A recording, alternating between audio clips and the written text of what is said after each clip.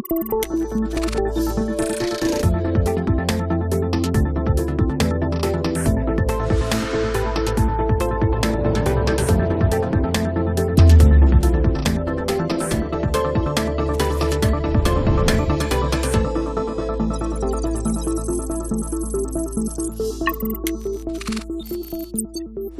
superado la barrera de los 40 grados. En Bilbao, en Vitoria-Gasteiz, en Pamplona... El de este año ha sido un verano histórico, el más caluroso de todos los tiempos, según muestran los datos recogidos. Hemos aprendido que las olas de calor extremas no son solo cosa de territorios lejanos o situaciones de un futuro aún por llegar. La emergencia climática ha llegado aquí y ahora, y estas son sus consecuencias. Y si es cierto lo que ha dicho un experto, que ha sido el verano más frío del resto de nuestras vidas, ¿qué nos espera? Y eso es lo que queremos averiguar en el programa de hoy. ¿Qué ha pasado? ¿Y por qué? ¿Volverá a suceder? Y si es así, ¿qué podemos hacer para paliar las consecuencias y afrontar la nueva situación? La idea es interpretar lo que ha pasado para poder predecir el futuro. De momento parece que el verano ya ha terminado. Empezamos. A pocas semanas de que termine el inusual año meteorológico 2022, nos hemos citado con Arnaiz Fernández, meteorólogo de ETV, para tratar de dar una explicación al calor extremo. En esta ocasión no le vamos a pedir pronóstico, sino que nos ayude a entender lo que ha ocurrido. Menudo mapa nos has puesto, ¿no?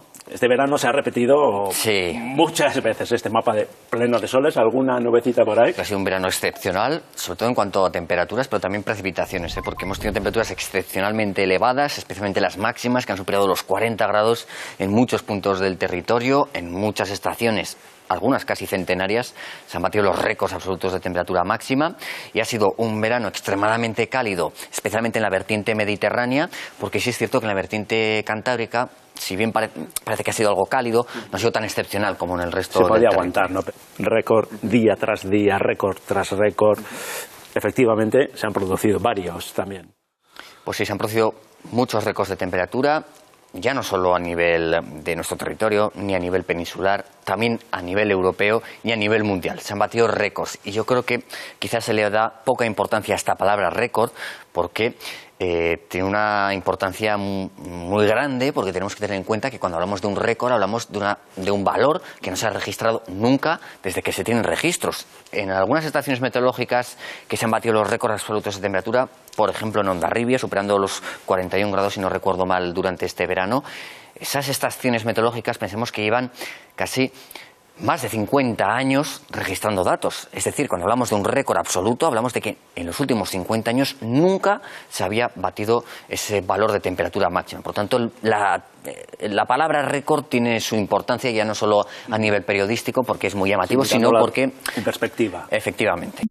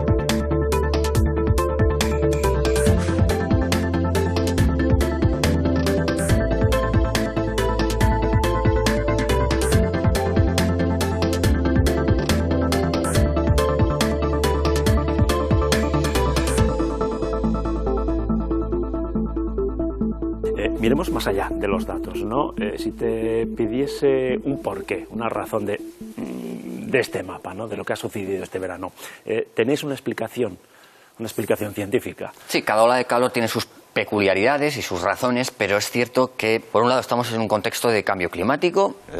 La temperatura media del planeta ha aumentado durante las últimas décadas y parece que va a continuar haciéndolo, y por tanto, en ese contexto, pues es más habitual que se produzcan este tipo de fenómenos cada vez con más frecuencia.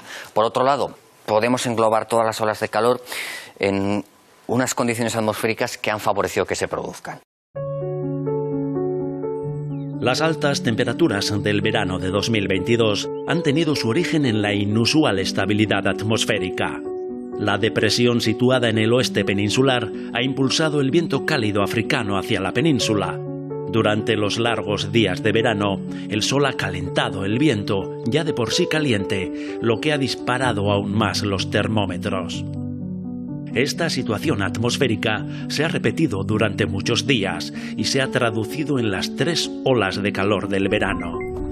Las olas de calor ocurren, por definición, cuando se registran valores inusualmente altos durante 3 días seguidos y afectan a un amplio territorio. Sus efectos en la salud de las personas son muy importantes.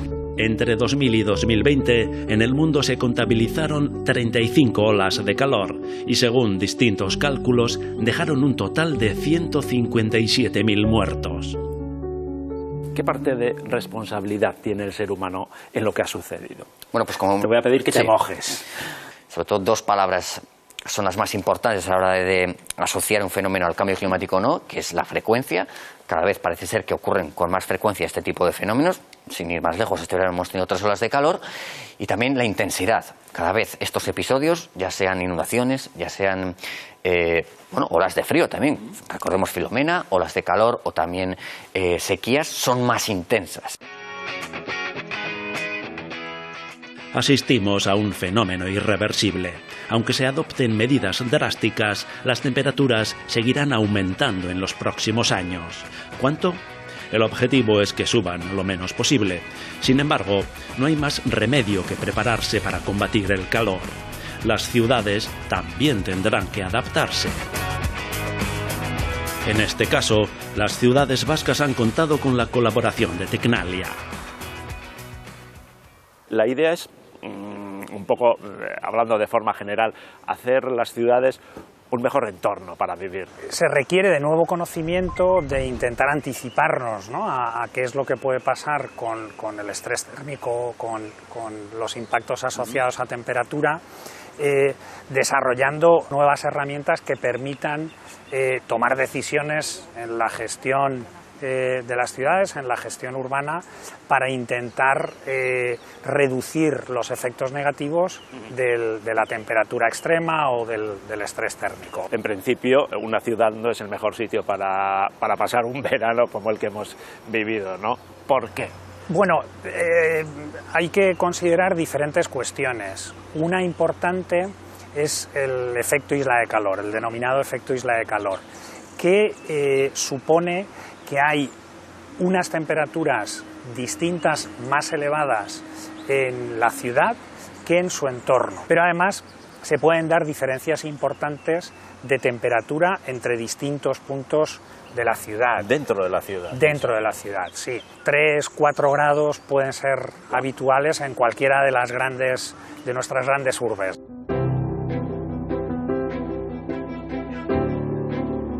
La diferencia de temperatura entre unos barrios y otros de la ciudad depende de 3 factores: de la presencia o ausencia de vegetación, ya que las zonas verdes permiten contener las temperaturas; del diseño urbano, puesto que puede facilitar o impedir que corra la brisa y el viento; y de los materiales con los que se construye la ciudad, a saber, pavimentos y fachadas, porque reflejan el calor.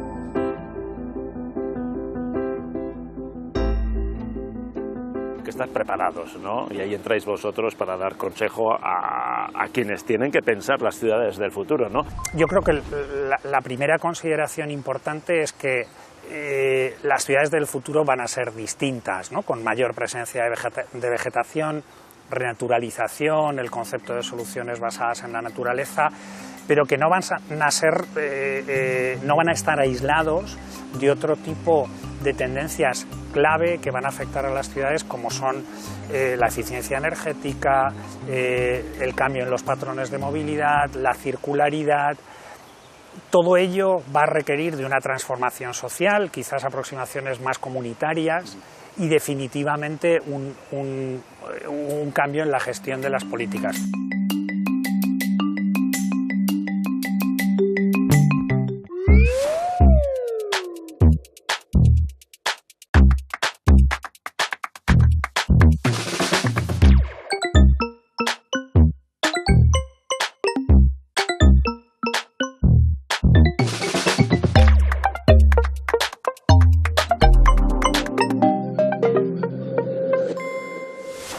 ¿Se puede usar el concepto normal, no normal, normalidad meteorológica, o es un poco arriesgado? Es un poco arriesgado y sobre todo porque entramos ya en la percepción que tiene la gente del tiempo que tiene en sus ciudades y muchas veces acabamos en generalidades y por tanto hay alguien que quizás no lo pueda entender. Entonces, lo normal o lo no normal es complicado, pero siempre tenemos que tener en cuenta que tener muchas jornadas consecutivas de temperaturas extremadamente elevadas, eso no es normal en nuestro territorio.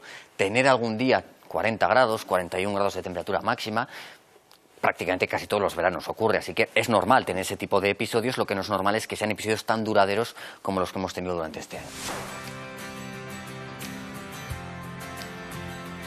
El cambio de patrón de los eventos extremos y en concreto de las olas de calor exigirá que las ciudades se anticipen a través de modelos y proyecciones climáticas que prevean la intensidad, duración y frecuencia de las olas de calor. Habrá que establecer prioridades de actuación, y es que las olas de calor no afectan de igual modo a toda la ciudad.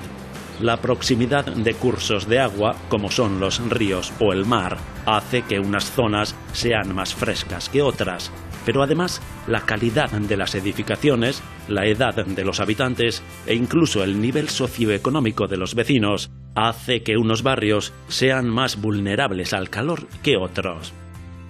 Las diferencias entre barrios se recogen en los mapas térmicos, herramientas ya disponibles en nuestras ciudades para prepararse para hacer frente al calor extremo.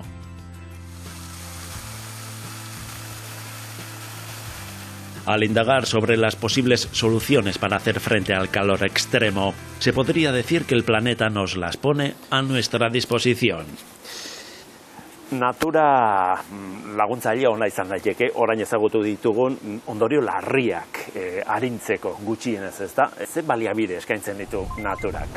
Naturak edo soluzio naturalak naturan oinarritzen dira. Orduan naturaren zerbitzuak eta printzipioak erabiltzen dituzte klima aldaketari aurre egiteko. Ze soluziotaz ari gara? Adibide konkretuak eskatuko dizkizu. Adibidez, estalki eta fatxada berdeak, hiri basoak, parkeak, hiri hortuak, denetarik dago. Oso evidentea da eta logikoa, baina ezakit gehiegi erabiltzen den edo orain beharrak estututa horretara jotzen ari garen gehiago. Oin beharra dekogu. Azkenean ikusi dugu temperatura aldatuko dela, handiago izango dela, orduan behar hori dekogu. Baina beti danik egon dira soluzio hauek. Funtzionatzen dute, ezta? Baina nola? Landaretzak sortzen duen itzalari esker, azkenean eguzkiaren esposizioa ez da sartzen. Eta beste alde batetik, landaretzaren evapotranspirazioari esker, eta honek isurtzen duen lurruneari esker, temperatura ere murriztu egiten da leku hauetan, horregatik freskoak dira. Estalki vegetalak edo landarez osatutako teilatuak, esango genuke, horiek ere erabiltzen dituzu edo planteatzen ari dira geroz eta gehiago. Bai, estalki berdeak egiten dutena da eraikina isolatu. Eta ez dute bakarrik erosotasun termikoa hobetzen, baizik eta ere eraginkortasun energetikoan ere eragina daukate. Egiten dugun eragina estalkian bertan da, baina gero eta estalki berde gehiago jartzen baditugu, azkenean lagundal dugu bero uhartea murrizten. Gero ez dute bakarrik temperatura erregulatzen, eraikinaren temperatura erregulatzen. Onura gehiago dituzte, adibidez pertsonek aisialdirako erabili dute leku hauek. Eta gero bebai, eurialdietan ematen dugun erantzuna hobetzen laguntzen dute. Zenetan, azkenean, estalkian euri ur parte bat geratzen da, orduan ez da inbesta llegatzen kaleetara eta ur sarera. Naturaren laguntzaren bila jo ezin dugunean, alegia soluzio naturalak edo irtenbide naturalak zer gelditzen zaigu. Ingeniaritzari laguntza eskatzea? Ingeniaritzako soluzioak daude, adibidez, landaretzak ez duten pergolak edo iturriak landaretza ez duten eremuetan. Zera diot, ez itzalek, ez ingeniaritzako soluzioek edo plantamenduek, ezerk funtzionatzen ez duenean zer gelditzen zaigu? Babesleku klimatikoak.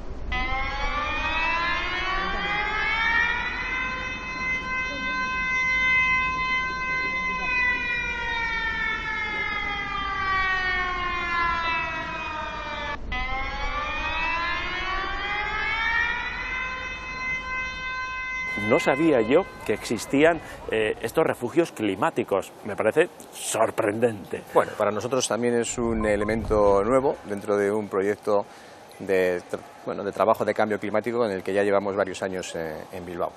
¿Qué es un refugio climático? Porque suena un poco a, no sé, a guerras, bombardeos. No, en principio lo que es un lugar, puede ser abierto o puede ser cerrado, en el que en los momentos en los que tenemos temperaturas altas cualquier persona puede venir a buscar refugio, ¿no? A buscar ayuda para que, en el caso de que pueda tener un golpe de calor o cualquier otro problema con la temperatura.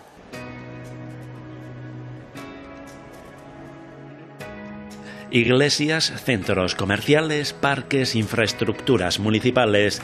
Entre los 130 refugios climáticos hay edificios y espacios de muy diversa índole. Los de exterior, mayoritariamente parques, están dirigidos a familias y a las personas vulnerables en general. En los días de calor extremo, las viviendas se calientan y los parques ofrecen confort, además de posibilidades de ocio.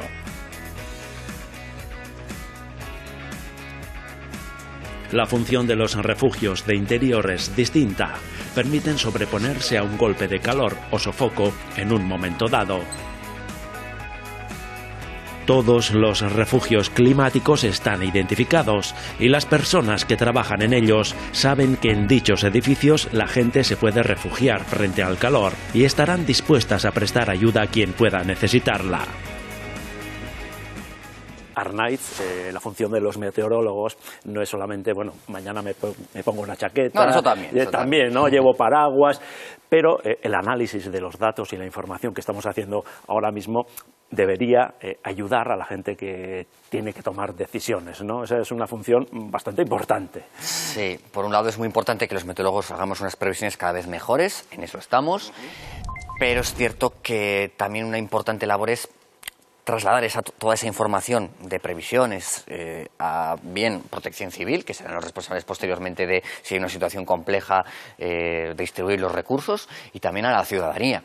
Y en mi caso, que no solo realizo previsiones meteorológicas, sino también las comunico, quizás es importante hacerlo de una manera sencilla, cercana, pero también poniendo el foco en aquellas situaciones también en las que son especialmente peligrosas, ¿no? Y no estar todos los días dando una importancia excesiva a un tipo de fenómeno cuando ocurren los que de verdad son peligrosos, pues hay que dar y hay que ponerlo en contexto también, decir, pues eso, si es algo normal, si estamos acostumbrados a ese tipo de fenómenos y nos tenemos que preparar más o menos.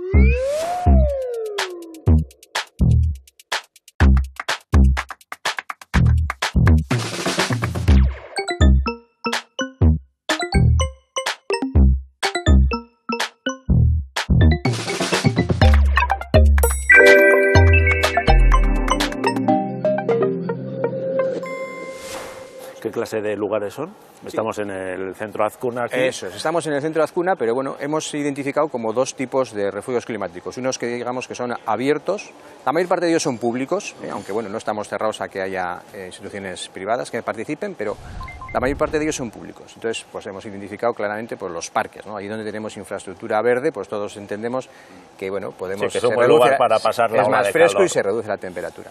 Y luego hemos identificado bueno, pues, distintas instituciones que tenemos en Bilbao con edificios pues, a lo largo y ancho de toda la ciudad que podemos utilizar como refugio. ¿Por qué? Porque bueno, podemos en momentos de temperaturas altas podemos entrar y que se nos reduzca la temperatura corporal, ¿no? Que es la que realmente nos puede producir algún problema. Su mera existencia ya dice que fuera la situación es bastante grave, ¿no? Sí.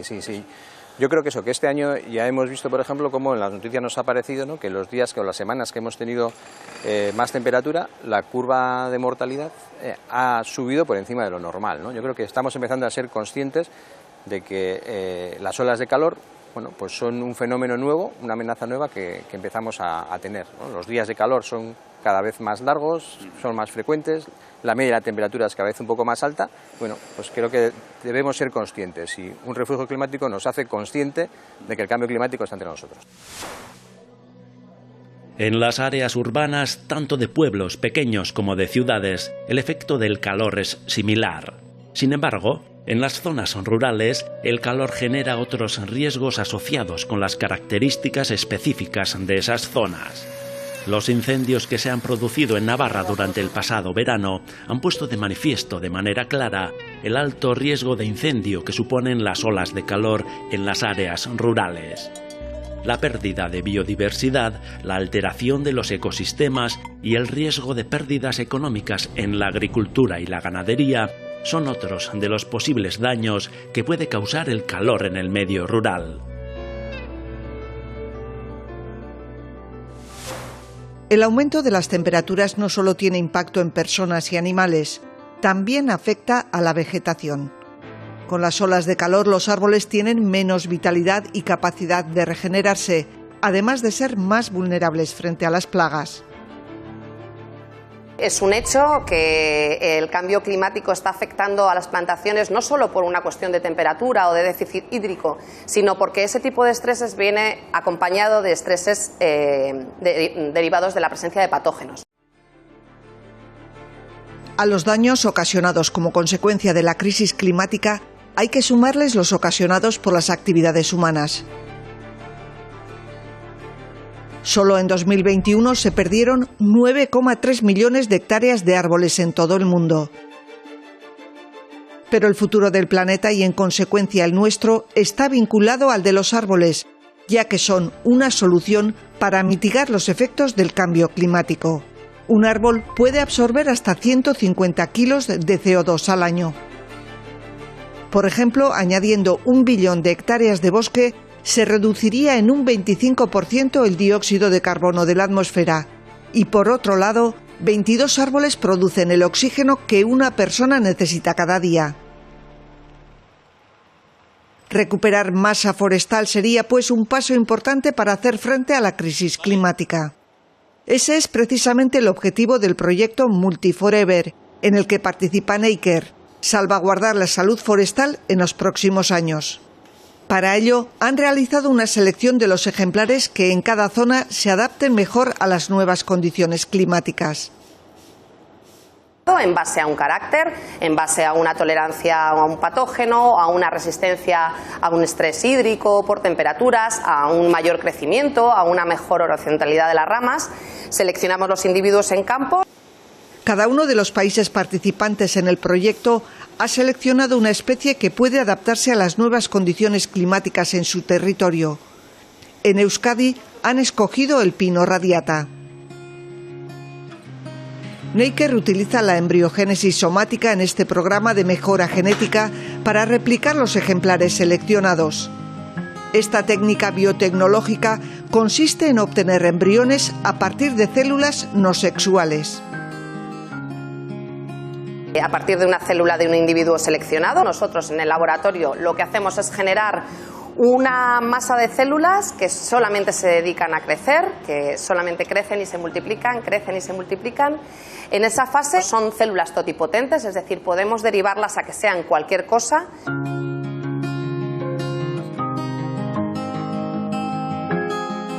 Parte de estas células serán destinadas a la obtención de plantas. Otras son congeladas a menos 80 grados para su posterior utilización en función de los resultados obtenidos en campo.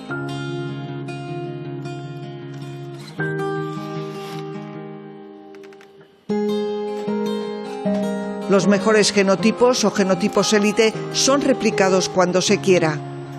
De este modo es posible asegurar la calidad y la salud de las plantaciones del futuro. Una de las ventajas de esta técnica es que nos permite desarrollar la silvicultura multivarietal, que trata de seleccionar un número elevado de variabilidad genética en las plantaciones forestales que se desarrollan mediante técnicas biotecnológicas como esta. A mayor variabilidad de las plantaciones, más posibilidades de sobrevivir, incluso en situaciones de estrés. Las plantas obtenidas por embriogénesis somática son sometidas a estreses de calor y falta de agua, y se comprueba el nivel de respuesta que tienen. Los ejemplares más resistentes han sido trasplantados en el monte Iñarrondo de Llodio. El tiempo demostrará si son capaces de resistir a las nuevas condiciones climáticas. Te voy a poner en un compromiso, te voy a pedir la predicción del tiempo que hará dentro de 10 años. Por ejemplo, ¿se repetirá este mapa? ¿Habrá más soles? Más... Evidentemente tendremos días de sol, tendremos días de lluvia, pero una previsión meteorológica a 10 años vista es imposible. De hecho, es prácticamente muy poco fiable las previsiones a 10, 15 días, así que una previsión meteorológica es imposible darla de aquí a 10 años. Lo que sí se puede hacer es intuir el clima, cómo va a variar, y según las previsiones climáticas todo parece indicar que el clima se va, al menos en el sur de nuestro territorio, pues va a ser un poco más parecido al clima mediterráneo, cada vez más cálido, cada vez más seco, y por lo tanto podemos hablar de un clima pues eso, más cálido en general. Y lo que sí parece también es que va a ser más frecuente que ocurran fenómenos ya sea de olas de calor, ya sea de olas de frío, aunque estas últimas no van a ser tan frecuentes, pero también fenómenos severos como tormentas, inundaciones y también sequías parece que van a ser más frecuentes y más intensas dentro de 10 años. Esto no quiere decir que vayamos a tener días de shirimiri, que no vayamos a tener días de ambiente agradable, con temperaturas suaves y normales como las que siempre han ocurrido, seguirán ocurriendo. Y es que tenéis una gran responsabilidad social, ¿no? Trasladar este análisis que hemos hecho en el programa de hoy a la gente, concienciar, porque también sois divulgadores vosotros, ¿no? Sí, los totalmente. meteorólogos, ¿no? Totalmente, y creo que hay que hacerlo de una manera sencilla para que la gente lo entienda y también creíble, porque es cierto que el espacio de Leguraldia, espacio del tiempo en televisión, creo que es uno de los espacios a la que la gente más confianza tiene. Digamos que entramos en la casa, ¿no?, de todos los espectadores, y es cierto que tenemos la responsabilidad porque tampoco hay mucha programación en los medios de comunicación que hablen del cambio climático, que hablen de la meteorología, y por eso en nuestro espacio intentamos siempre hablar de estos temas, también como en el vuestro, y por eso es tan importante pues bueno, hablar de esto, porque es lo que va a venir durante los próximos años y creo que es muy importante. Eskerrik asko. Eskerrik asko zuei. La ciudad egipcia de Sharm el Sheikh se ha convertido estos días en la capital mundial contra el cambio climático. Además de examinar la situación climática que estamos viviendo y revisar las decisiones adoptadas hasta ahora, se estudiarán las medidas que se adoptarán de cara al futuro. La COP27 quiere renovar el espíritu solidario del Acuerdo de París. Esta 27ª conferencia está teniendo lugar en un momento complicado, ya que a la crisis climática se le ha sumado la crisis energética global, que la ha agravado. En esta situación es imprescindible que todos los países cumplan las medidas que se adopten en esta conferencia antes de que sea irreversible. Veremos si lo consiguen. Hasta la próxima semana. Agur.